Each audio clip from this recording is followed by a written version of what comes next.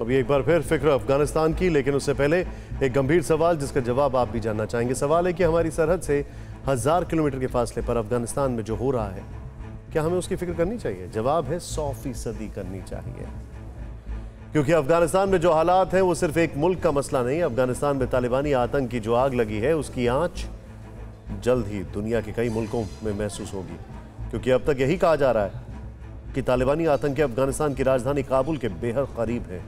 तालिबान ने काबुल के मोर्चाबंदी कर ली है, लेकिन ऐसा पहली बार हुआ जब तालिबानियों ने काबुल में हाई सिक्योरिटी जोन में सीधा अटैक किया है।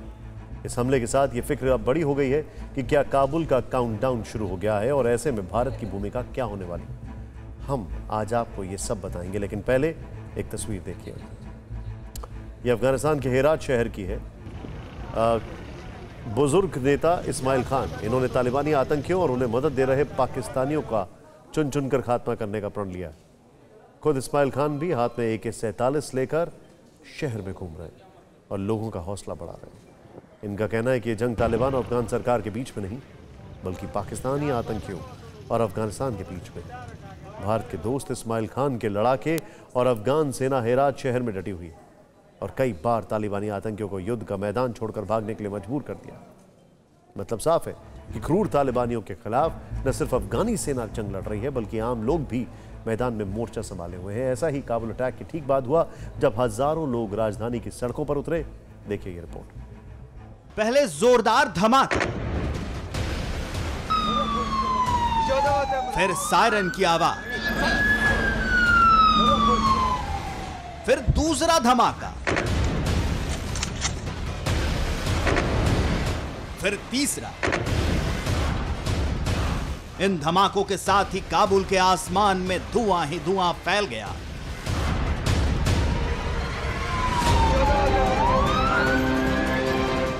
सुरक्षा बल मौके पर पहुंचे और ताबड़तोड़ गोलीबारी शुरू हो गई। देखते ही देखते काबुल का हाई सिक्योरिटी वाला ग्रीन जोन शेरपुर जंग का मैदान बन गया। रक्षा मंत्री बिस्मिल्लाह मोहम्मदी के घर पर तालिबानी आतंकियों ने जोरदार हमला किया। हमले से पहले कार बम धमाका हुआ, फिर देर तक फायरिंग चलती रही। इस दौरान कई एम्बुलेंस को इलाके से निकलते देखा गया। आतंकियों ने तालिबानियों का विरोध करने वाले सांसद मोहसिन आजिमी के घर को भी निशाना बनाया। कई तालिबानी आतंकी आजिमी के भी घर में घुस गए और गोलियां बरसानी शुरू कर दी। इन हमलों में 10 लोग मारे गए, जिसमें संसद के घर के कई लोग शामिल हैं। हालांकि हमले में रक्षा मंत्री बिस्मिल्लाह मोहम्मदी और उनका परिवार बाल बाल बच गया, लेकिन रक्षा मंत्री के घर से तबाही की जो तस्वीर सामने आई वो दिल दहलाने वाली है। तस्वीरें तस्दीक कर रही हैं कि तालिबानियों का हमला कितना भीषण था। रक्षा मंत्री के घर के हर कमरे, हर दीवार, हर खिड़की, हर दरवाजे पर धमाके की निशानियां मौजूद हैं।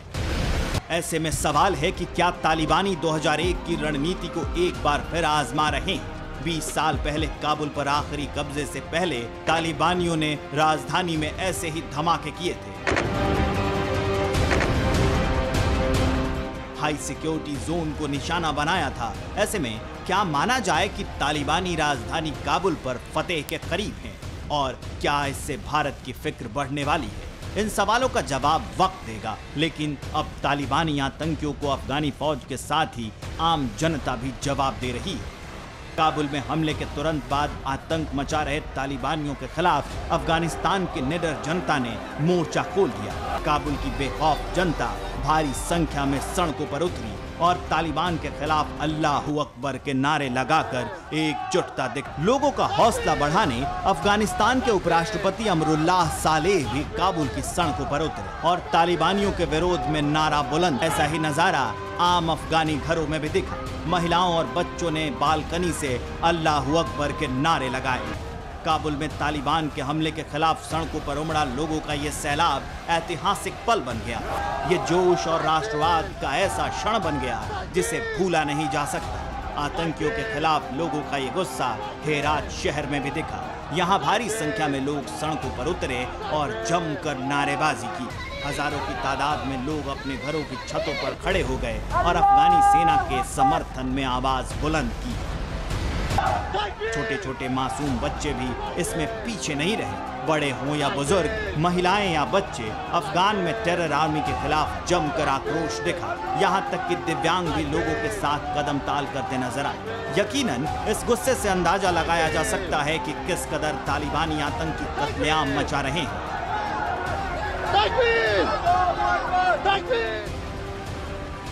आम जनता का जीना मुहाल कर रहे हैं। लिहाजा अब जनता ने ही आतंक के खिलाफ मोर्चा संभाल लिया है। ये अफगान फौज ने भी ताकत झोंक दी है।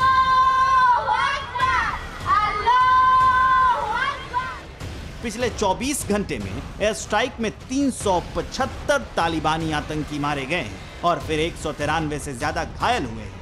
अफगान एयरफोर्स ने नुरिस्तान, लोगार, कंधार, हेरात, हेलमंड, कपीसा में तालिबान के ठिकानों को निशाना बनाया है। हालांकि तालिबान अफगानिस्तान में अब तक 223 जिलों में कब्जा कर चुका है, जबकि 168 जिलों में कब्जे के लिए सेना और आतंकियों में भीषण जंग चल रही है। अफगान सरकार के कब्जे में अब सिर्फ 68 जिले ही बचे हैं। फिक्र की इस घड़ी में अफगानिस्तान ने हिंदुस्तान को याद किया है। तालिबान के खिलाफ अंतर्राष्ट्रीय समर्थन जुटाने के लिए अफगानिस्तान के विदेश मंत्री मोहम्मद हनीफ ने भारतीय विदेश मंत्री जयशंकर से फोन पर बात की और तालिबान के बढ़ते वर्चस्व को रोकने के लिए यूएनएससी का आपातकालीन सत्र बुलाने की मांग की।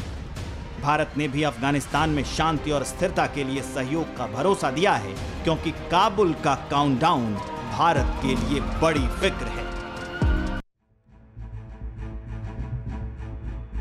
अब सवाल है कि जब काबुल का काउंटडाउन चल रहा है तो भारत की तैयारी क्या है। इसे समझने के लिए अफगानिस्तान पर भारत सरकार का स्टैंड समझना होगा। अफगानिस्तान में तालिबान और सरकार के बीच जारी संघर्ष जो है उसको लेकर भारत बहुत ही संभल कर कदम आगे बढ़ा रहा है। भारत ने साफ कर दिया है कि अगर तालिबान ताकत की बदौलत काबुल की सत्ता पर काबिज होता है तो उसे विश्व समुदाय का समर्थन नहीं मिलने वाला है। भारत का मानना है कि अफगानिस्तान के लोगों के हित में शांतिपूर्वक बातचीत के जरिए ही स्थायी हल निकालना होगा।